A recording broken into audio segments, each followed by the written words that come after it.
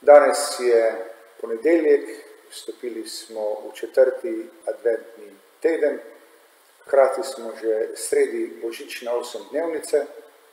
Na današnji dan se jezuiti drugače spominjamo tudi svetega Petra Canizija, nizozemskega jezuita, ki je živel v 16. stoletju in je bil nekako močen faktor, močen dejavnik v času katoliške prenove. Njegov mali in srednji katekizem sta bila razširjena in znana tudi v Sloveniji. Sveti Peter Canizij je umrl na današnji dan leta 1597.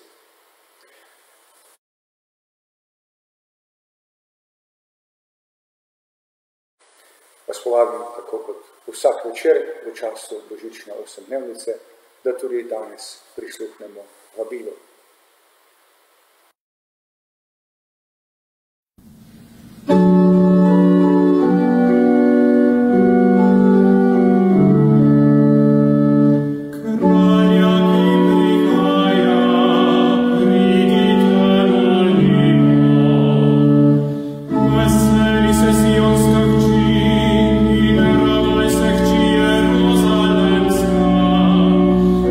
Gospod bo prišel.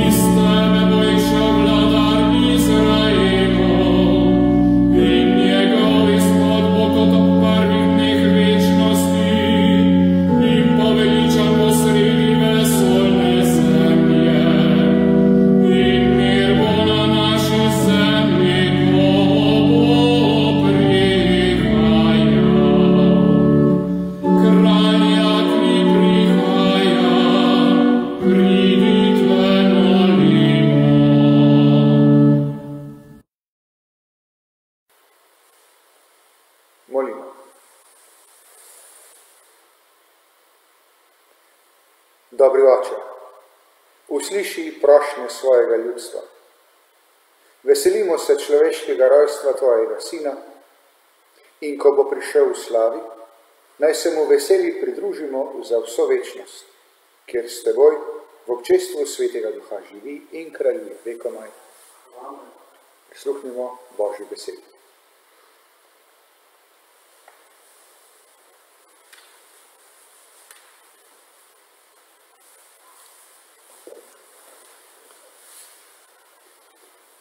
Berilo iz visoke pesmi.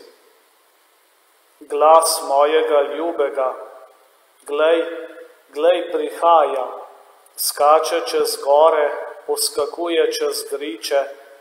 Moj ljubi je podoben gazeli ali mlademu jelenu.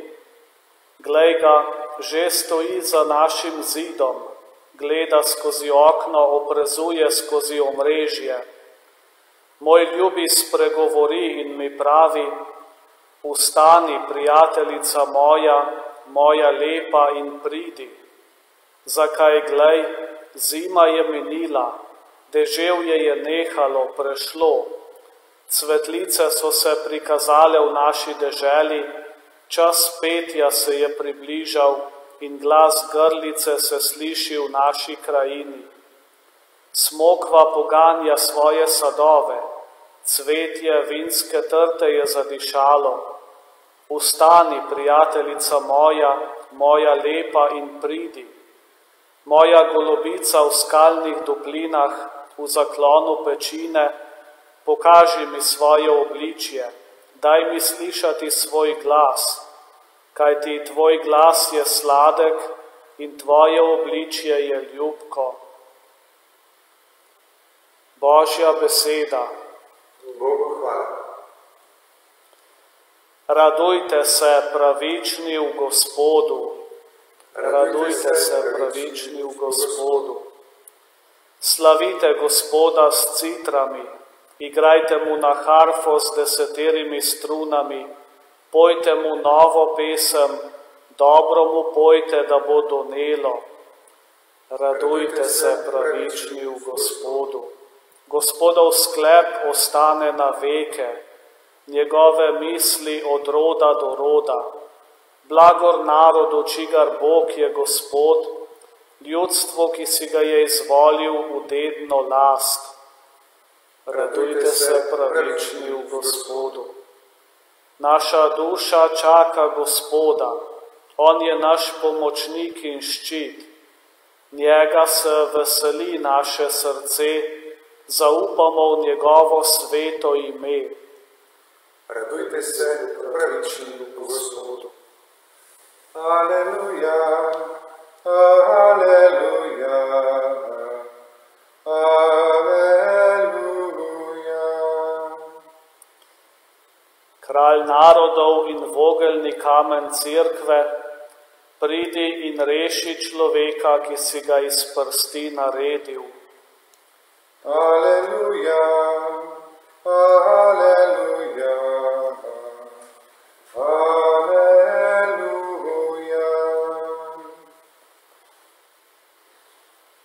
Gospod z vami. In s tvojim duhom. Iz svetega evangelija po Luku. Slava tebi, Gospod. Tiste dni je Marija vstala in hitro šla v gore v mesto na Judovem, stopila je v Zaharijevo hišo in pozdravila teto Elizabeto. Ko je Elizabeta zaslišala Marijin pozdrav, je poskočilo dete v njenem telesu in Elizabeta je bila napolnjena Svetim Duhom in je sniknila z močnim glasom. Blagoslovljena ti med ženami in blagoslovljen sad tvojega telesa. In odkot meni to, da pride k meni mati mojega Gospoda? Glej, ko je prišel glas tvojega pozdrava do mojih ušes, da veselje poskočilo dete v mojem telesu. Blago ji, ki je verovala, zakaj spomnilo se bo, kar je povedal Gospod. Kristusov evangelij. Hvala tebi, Kristus.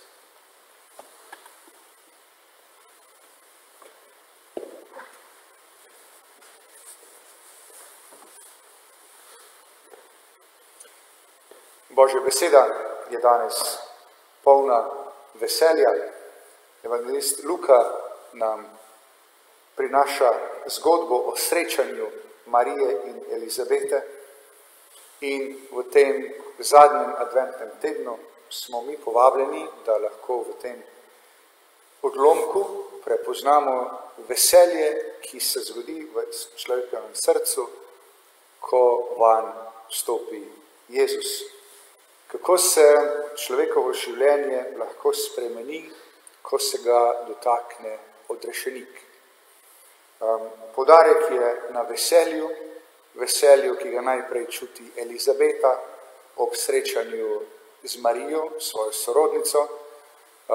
Obedve sta v blagoslovljenem stanju in ena velika čistost je v tem odnosu, ena velika prosojnost, zato Elizabeta lahko hkrati prepozna bogastvo tega, kar se ji približa, ko pride na obisk njena sorodnica Marija, in po drugi strani lahko tudi prepozna spremembo v sebi in v tem detetu, ki, kot pravi Elizabeta, je poskočilo od veselja ob glasu Marijinega pozdrava.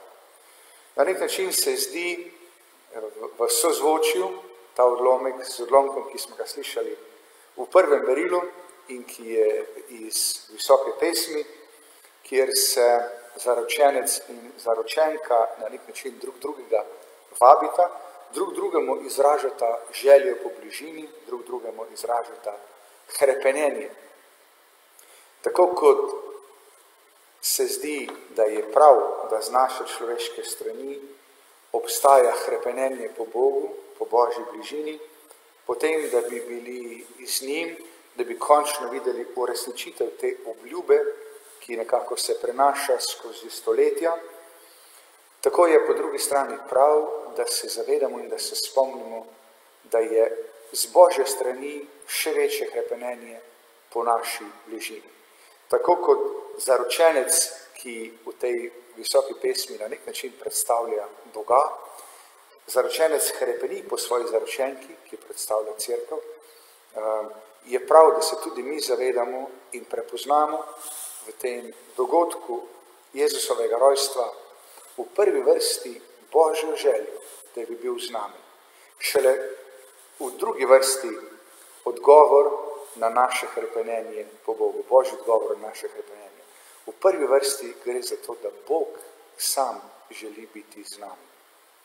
Da bi lahko torej izkoristili ta preostanek adventnega časa tudi zato, da res pripravimo v sebi, v svojem srcu, v svojem življenju prostor za tega Boga, ki prihaja nezadržno, v vsakem primeru ga vodi njegova ljubezen, ampak si želi, da bi njegova ljubezen našla našo ljubezen, da bi njegova ljubezen v nas zbudila ljubezen, da bi njegovo hrepenenje tudi v nas srečalo hrepenenje po njem.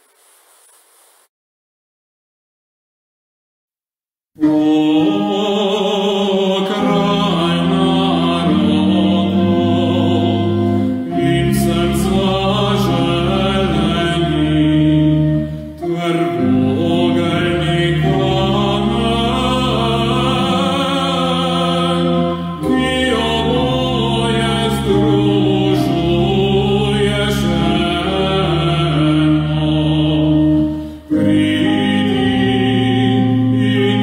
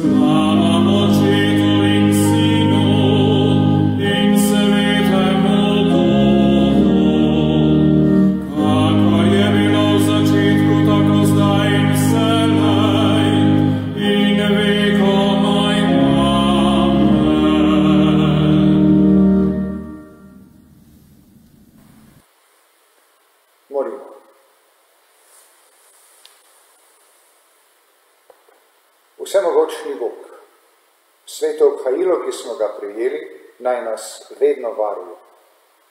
Pomnoži naj nas resnično pobožnost in nas ozdravi na duši in telesu. Po Kristusu našem.